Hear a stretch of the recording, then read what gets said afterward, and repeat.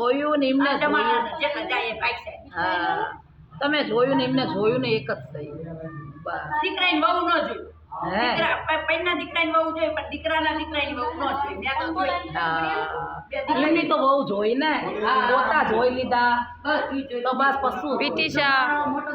PT Shah દીકરી હા આમ તો સારું છે રહેવાનું તો સહી કહેવાય